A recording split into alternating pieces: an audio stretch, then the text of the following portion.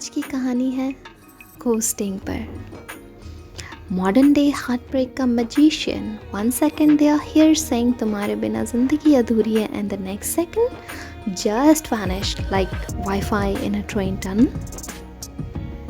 ये कहानी उस इंसान की है जो मुझे फॉरएवर कहकर तो गया था, पर अब लास्ट सीन रिसेंटली बन गया है। वो मेरी ज़िंदगी में एक रील की तरह आया था, शॉर्ट, स्वीट और डोपामिन से भरा हुआ। एक ही वीक में गुड मॉर्निंग जान से लेके तुम बिना मैं कुछ नहीं तक आ गया था। मुझे भी लगने लगा शायद यही प्यार है, पर एक दिन बिना किसी वार्निंग के उसका रिप्लाई डिले होने लगा। फिर डिलेड रिप्लाई से सीन पे अटकती रही मैं। सीन पे अटकते अटकते उसके टाइपिंग पे फंस गई एंड फाइनली उसके साइलेंस पे जा गिरी। इस बीच तो कई बार ऐसा लगा मानो व्हाट्सएप खुद फ़ोन से बाहर निकलकर ज़ोर से मेरे गालों पे तमाचा जड़ के नोटिफाई करना चाहता हो, बस कर दे बहन, ये अब नहीं आएगा। दिन ब दिन मैं वेट करती रही। फ़ोन चार्ज होता रहा, व्हाट्सएप ओपन फिर बंद। उसकी इतनी बेरुखी का सामना न करना पड़े इसलिए कितनी बार मैंने व्हाट्सएप ही अनइंस्टॉल कर दिया था। पता नहीं क्या सोचकर, या शायद ये सोचकर कि क्या पता दोबारा इंस्टॉल कर लूँगी तो कुछ बदल सा जाए हमारे इनबॉक्स में। वो ऑनलाइन आता रहा पर मेरे लिए नहीं। उसे स्टोरीज़ लगाने की फ़ुर्सत तो थी, पर मुझे रिप्लाई करने की फ़ुर्सत कहाँ। पता नहीं कौन सा वो वक्त होगा जब मैंने इंतज़ार ना किया हो उसका। पता नहीं कैसे होते हैं वो लोग जो कहते हैं तुम मेरे लिए सब कुछ हो, तुम्हारे बगैर मेरी दुनिया अधूरी है, तुम्हारे बगैर तो मैं एक कदम नहीं चल सकता। और फिर उन्हीं कदमों से चलकर वो अपनी एक नई दुनिया बना लेते हैं। कुछ ज़रूरत होती है जब थक जाते हैं दुनिया से तो वापस आ भी जाते हैं, ठीक तभी जब आप अकेला रहना सीख चुके होते हो। समझ नहीं आता ये इंसान ही होते हैं या इंसान की खाल पे कोई चुड़ैल या पिशाच।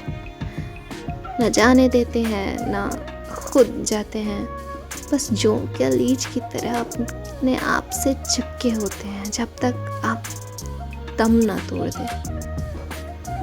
घोस्टिंग का दर्द ना बस वही जानता है जिसे फॉरएवर प्रॉमिस किया गया हो, और बाद में उसी फॉरएवर का स्क्रीनशॉट भी नहीं मिलता क्योंकि वो हटा दिया जाता है, कहीं आगे चल के चीज़ें बैकफायर ना करने लगे।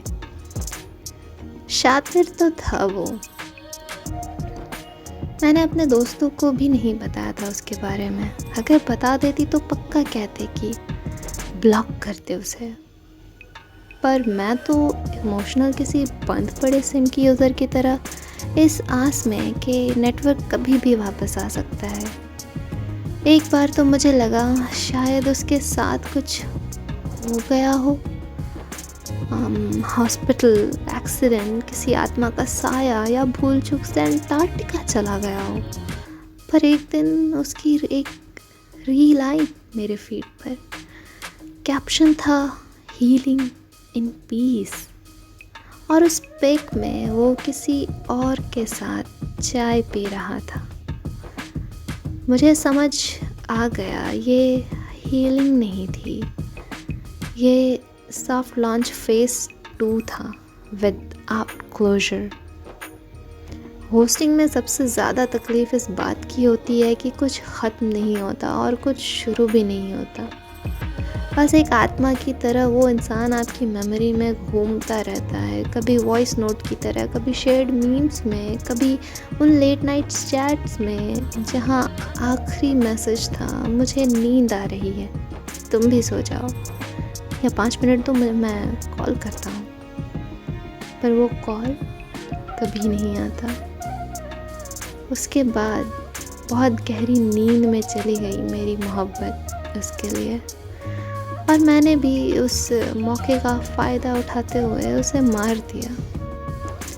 इस मोहब्बत का गला चाहे मैंने ही क्यों न दबाया हो, पर हाथ गले तक उसने ही पहुँचाया था। चलो आज अपने व्हाट्सएप कॉन्टैक्ट लिस्ट से एक आत्मा मुक्त करते हैं और लिखते हैं नई कहानी। नो मोर गोस्ट, ओनली गोल्स।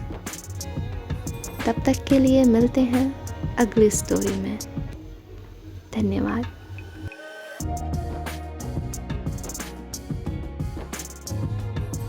वीडियो को अपने दोस्तों के साथ शेयर करना ना भूलें।